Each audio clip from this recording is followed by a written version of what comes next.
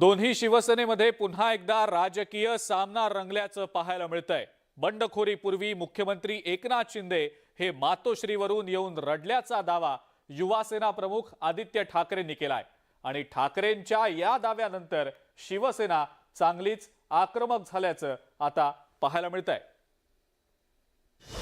The chief minister, who's the current chief minister, has come and cried in a house because he was going to be arrested by a central agency.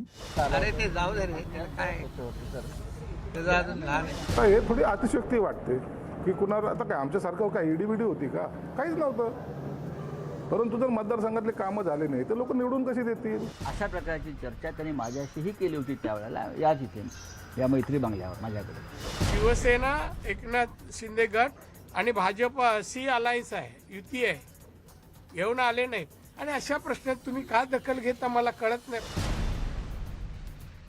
मुंबईपासून 710 kilometre अंतरावर असलेल्या हैदराबादच्या गीतम विद्यापीठात आदित्य ठाकरेंनी केलेल्या वक्तव्याचे पडसाद महाराष्ट्रात उमटले नाही तरच नभर। मुख्यमंत्री एकनाथ शिंदेंच्या बंडाविषयी केलेल्या त्या दाव्यामुळे राज्याच्या राजकारणात एकच खळबळ उडाली आहे। You can question if you can term something of complete disregard, disloyalty for someone who has been backstabbed and gone over just for power there. These 40 people have gone for their own seats, nothing else, and for the money. The chief minister, who's the current chief minister, has come and cried in a house because he was going to be arrested by a central agency. And he said, I have to hop out of the BJP, otherwise they will arrest me.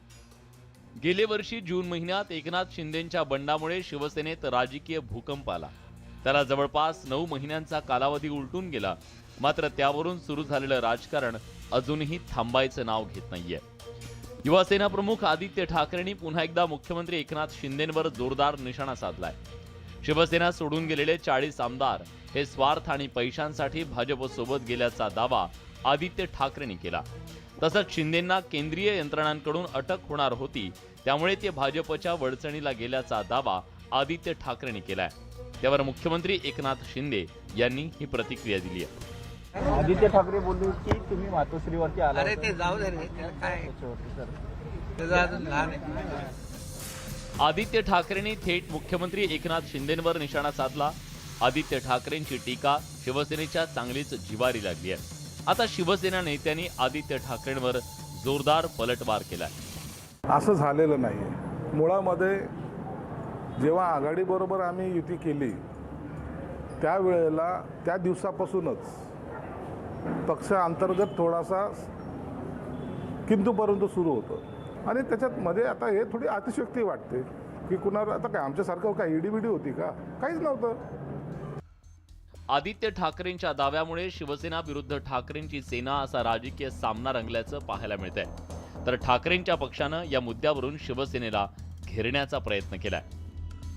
काल आदित्य ठाकरेजींनी जे सांगितलंय, तुमचा जो प्रश्न आहे तो सत्य आहे की मला तुरुंगात जायचं नाही, मला जेलमध्ये जायचं नाही, मला अटकेची भीती वाटते, असं मातोश्रीवरती येऊन सध्याच्या मुख्यमंत्र्यांनी जर सांगितलं असेल तर ते सत्य आहे। कारण अशा प्रकारची चर्चा त्यांनी माझ्याशीही केली होती त्यावेळेला याच इथे या मैत्री बंगल्यावर माझ्याकडे मांडुकला।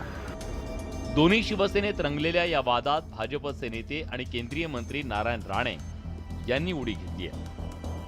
भाजप सोबत नाही गेले, आज त्यांनी शिवसेना पक्ष घेऊन आलेत। शिवसेना एकनाथ शिंदे गट आणि भाजप सी अलायन्स आहे, युती आहे, येऊन आले नाही आणि अशा प्रश्नात तुम्ही का दखल घेता मला कळत नाही। फोन येतोय का तिकडून? शिवसेनेतील एकनाथ शिंदेंच्या बंडाविषयी अनेक दावे प्रतिदावे करण्यात आले। शिवसेना प्रमुखांच्या हिंदुत्वासाठी उठाव केल्याचा दावा शिंदेंकडून करण्यात आला, तर ठाकरे पक्षानं शिंदे समर्थकांवर खोक्यांचा आरोप केला। दोन्ही बाजूनं आरोप प्रत्यारोप केले जात असले तरी शिवसेनेतील बंडाचं खरं कारण अजूनही गुलदस्त्यातच आहे। Bureau report, news 18 Lokmat.